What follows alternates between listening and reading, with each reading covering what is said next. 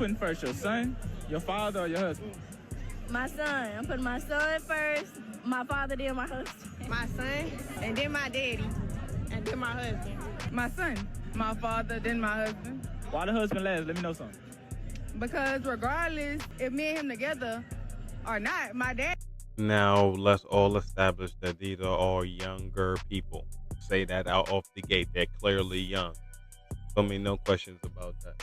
But why, though? Like, y'all don't. We did, like, the forms of uselessness is just coming up. That's what it seems like. It's like you're saying, oh, the guy's useless. That's why he's last. But he actually does more. Daddy and my son gonna be there, so fuck it. Your Son and husband. Oh, my son, my husband, then my daddy. My son, my father, my husband. husband last. Let me know something.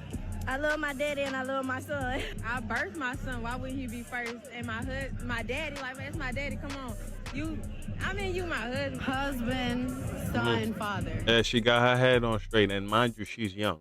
And not to say that she's having her head on straight for putting the husband, even if you're not living in it now, once you leave your father's house, the next person who loves you more than your father would be your husband. You could say your son, but that's a different type of love. But she got her head on straight. I feel like if I get married, my husband is supposed to be like the head of the house. That's supposed to be, the leader or whatever. I think it was only one that said, yeah, out of like 5 girls, only 6 technically. One was the only one that said her husband, then her son, then her father. I mean, tell me what y'all think. I feel like she had her head on straight, and she is as young as everybody else there.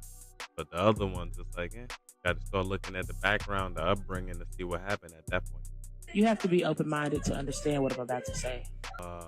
We already read the screen. I don't think I could be open-minded about that, but let's hear your story. My boyfriend just had a baby. I just had a baby. We both just had babies. But we're no longer in the relationship with people that we have children with, right? So he's spending time with his kid.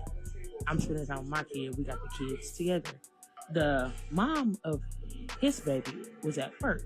His baby ran out of milk. She needed milk. Mama couldn't get the milk to her right then, right? I pulled my titty out. I fed the baby. I breastfed the baby. No, ma'am. Ma'am, you're absolutely in the wrong for that. Why would you even think that that was okay? Like, let's see what else you have to say before I can. Y'all, why they so mad? Because I fed her baby. I would be mad too. That's not your fucking child. But at the end of the day, I would say it's her fault because why the hell is you sending your kid with not enough milk? But yes, you are absolutely wrong. Why the fuck you think it's okay to breastfeed somebody else's baby because what? Because the baby ain't had no milk. I tell you, give her Florida before I let some random, well, it wouldn't be random, but her stepmother, I guess, breastfeed her. And why you even grow the ball? And then you come over here and talk about you have to have an open mind. How is that open-minded? But if you're asking me, this would be manipulation, ma'am. You wanted to have something to push in her face. And you saw your opportunity and took it. But you came to us and asked us to have sympathy towards you. No, we're not going to have sympathy towards you because why are you doing it? You don't have to do that. There's other things. The baby may be a baby, but I'm pretty sure they could get food, formula.